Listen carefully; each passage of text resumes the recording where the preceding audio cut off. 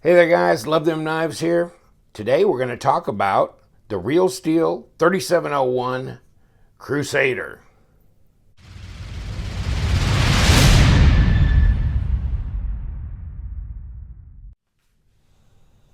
Hey guys, welcome to Love Them Knives channel. The Crusader, the Real Steel Crusader, and I got this knife from, guess who? Real Steel. Yeah, they sent it to me. And it's a collaborative with, you can see the little logo on here, for Poltergeist Works. 14C28 and steel. This is a steel frame knife with this is gray G10. And you'd think it was like some new invention or something when you read the description on the Real Steel site. But it's gray G10. So in any case, they have it in black as well. It was just kind of funny the way they were talking about it. Like, oh my God, announcing gray G10 to the lineup. In any case, it's a steel frame lock knife. I don't see any over travel stop on this lock bar, but I don't know if that's a big deal. You can flick the knife open with this elongated thumb disc that is, a or a well-known design element from Poltergeist Works. In any case, I would have liked it if it had been ambidextrous, because if you look at the way it is here, the cutaway's about even from the right to the left side here. So really, you could have had it on both sides. Sometimes the cutaway on one side is deeper, and therefore the thumb disc could not have been ambidextrous. But in this case, it could be. In fact, a number 6, Torx, I unscrewed real good, put it on the other side because I was doing this. I was flicking it like this. But I put it back this way because this is the way it came, plus, for the review. So, in any case, yeah, you can unscrew this, you can flip it to the other side, and if you want to do that, but then it kind of looks barren on this side. Either way, but it would have been nice if they'd had the disc on both sides. I think that's, there you go. That's my, the good, the bad, the ugly. What is it? That's the ugly, or the bad, something like that, I guess. Because the rest of it, I like pretty well. I guess an over travel stop, maybe, but nah. I mean, a lot of these steel frame knives like Rake and Real Steel, you'll see that they have that little over travel stop, and also it's a lockout on this side, but they didn't do it on this. So, such it is what it is.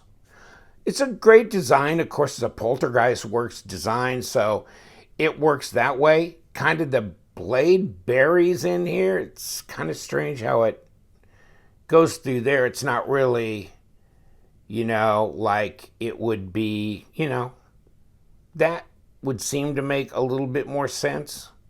But, then you're going to have to cut down the length of your blade, which, we don't want to do that. We don't want to do that. 14C28 blade and steel, so that's pretty corrosion resistant. It's a good steel. And is it sharp? Will it be a knife? Yeah, I think it might. I think I tried this out before. Oh, yeah. Yeah, it's pretty sharp right out of the box. This one's a good one. Somebody did it right when they sharpened this puppy up. And you got these open front and back where the knife comes together and goes apart. And, of course, do you have a screwdriver? I think you're in good shape then.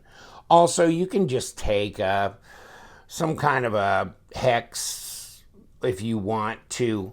If you're going to unscrew this, and if this turns on you, then to stabilize that, you'll need some kind of an Allen wrench or hex, whatever. And so, in any case, There you go. Should be easy to take apart. I think these are number 6s here. And I didn't bother to take this one apart because it's very apparent that this is bronze washers here.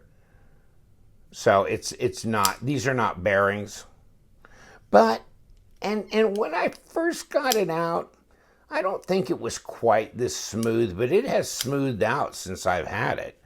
So that's nice. And it feels good in the hand. And look at the choil and kind of the finger grips. The only problem with having a peak like this in here is that it depends on your hand whether that's really going to find a good comfortable place for your fingers. You can end up with this thing hitting you right in the middle of a finger like that. I can kind of slide mine over, so I'm okay. You've got a front choil for sharpening, so that's a good thing. And good slicer, high grind, piercing, should be good. Let's take a look at what we have for blade stock in here, if we can get this in here. 0.136, 3.5 millimeter blade stock, which is good. I don't think it needs to be 4. This one is a fairly slender knife. By the way, let's check that out because it is a fairly slender knife. 11.28 millimeters, 0.444 of an inch. And like the paramilitary, this is a 0.45, so they're about the same. So this is a fairly slender carry, and I guess this one is too. Oh, by the way, throw them up here side by side, and you can see this is a bigger knife, isn't it? Even when you change aspect ratio here. Okay. And, you know, the Para 2 has a long handle, 5 inches long. So that makes up for a lot when it comes to comparisons. You got to push it back here to get these pivots to line up. But this is a 3 3/4 inch blade, even right up to this forward bolster area here. So it's good size. Let's put a tape on it.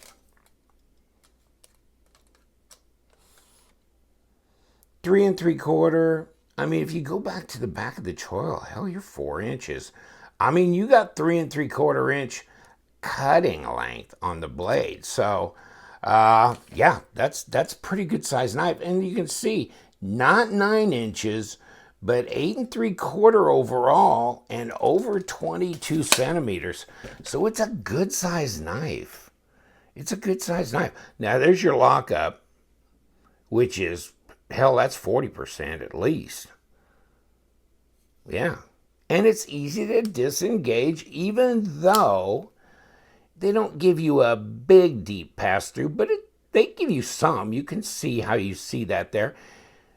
And it's milled away here, kind of opens the area up widthwise so you can get your thumb in here and disengage. It's not a real stiff lock bar. This is easy to push, unfortunately, because you might be able to bend that. I don't know. It hasn't happened to me, but I mean, I would say if you really cranked on it. Now, this acts a little bit as maybe an over travel, but not much because it doesn't come down far enough to really do that. The pocket clip's not reversible, as you can see, and it's not a deep carry. But, you know, it's fairly close to the scale. It comes up, but it levels out right here at the tip. So it's not like it's sticking straight up like that. So that's pretty comfortable. I've put it in my pocket. It's good. It's not overly flexible, but it's not overly stiff either. Got a stonewash, you know, steel frame on this thing. Check here, it's an open design, easy to clean. There's your stop pin there. So nothing really complicated. Let's see what it weighs.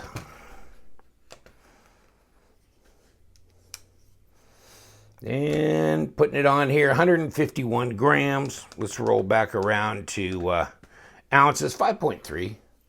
I mean, for a big knife, and it's steel, you know? So you're going to have some weight there as a result.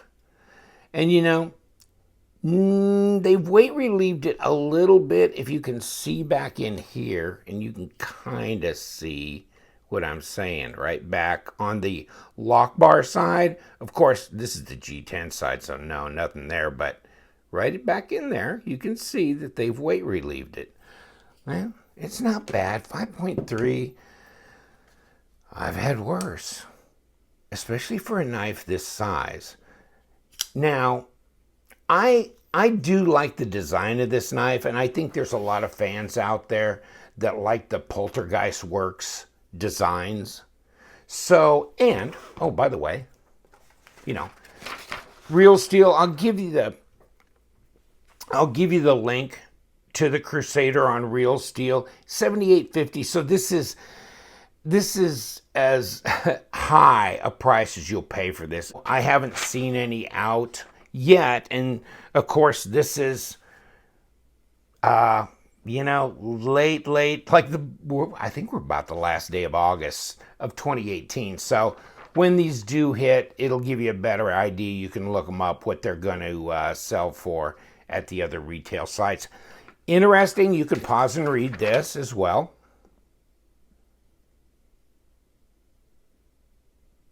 Okay, and also make note that there is the 3606F element, and this comes in a micarta and a G10 as well. This is coming out.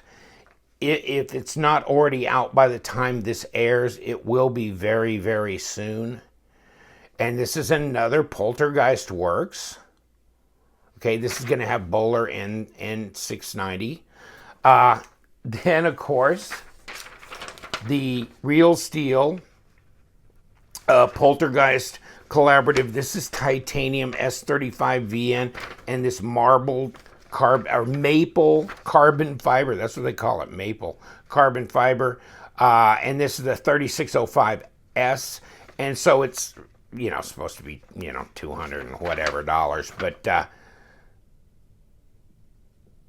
this is the stats on this as well. Okay. So that's a numbered edition. And I'll show you kind of the guts of the 3605F with the maple carbon fiber. And there, yes, it has bearings on that. I think the Element will as well. So it's interesting. There's a lot of Poltergeist Works. And of course, don't forget the Precision, 3001 Precision, which I reviewed the black one. When the orange one comes in, I'll put that on my channel as well. It looks pretty interesting. And that's just a 14C 28N G10 steel frame as well. Smaller knife.